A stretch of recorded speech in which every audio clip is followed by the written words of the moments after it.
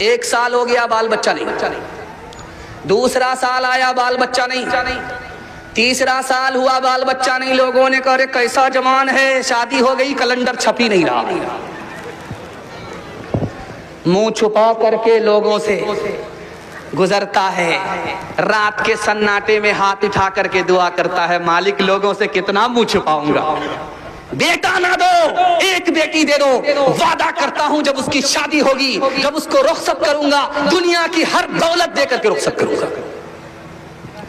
قبولیت کی گھڑی گھوم رہی تھی، اس کو بیٹی مل گئی،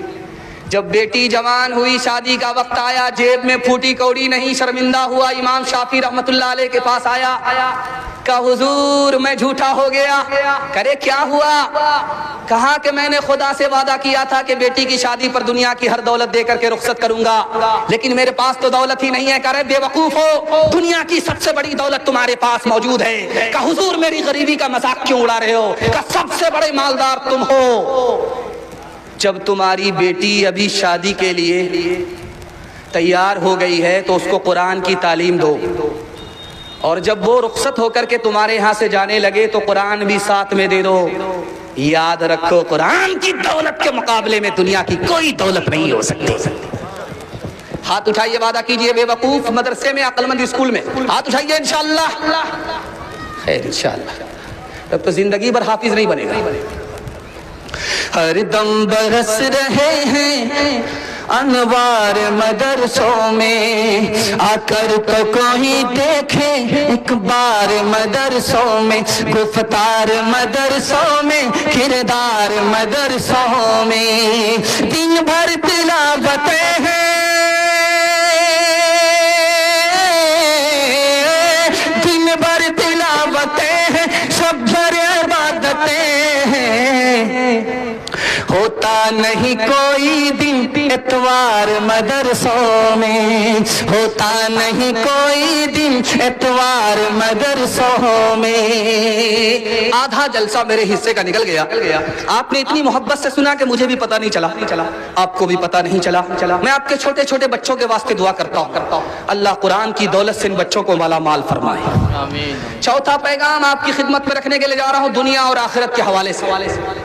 ہمارے جوان سننے کے لیے تیار ہیں، ہاتھ اٹھا دیجئے انشاءاللہ، بوڑھے لوگ ہاتھ مت اٹھائیے، آپ لوگ یہاں جوان ہونے والے نہیں، سیدھا جنت میں جا کر کے جوان ہوں گے، حور سے آپ کا نکاح ہوگا، لیکن یہاں کوئی چانس نہیں۔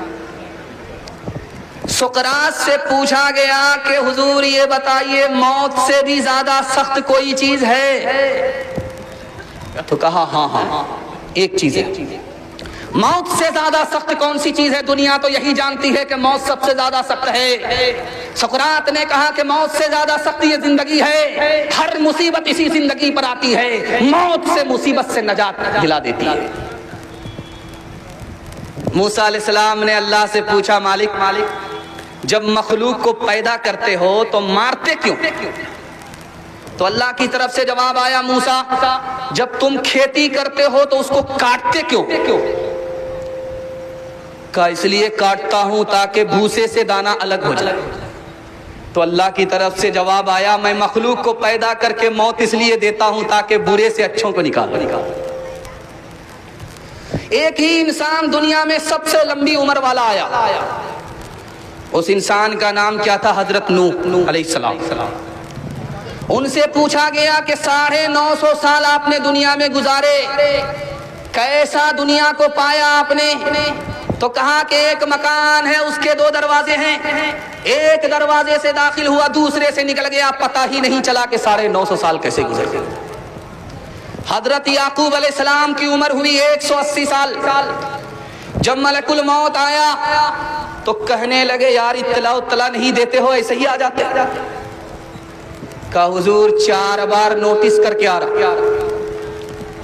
جب آپ کے بال سفید ہو گئے یہ پہلی اطلاع تھی، پہلا نوٹس تھا،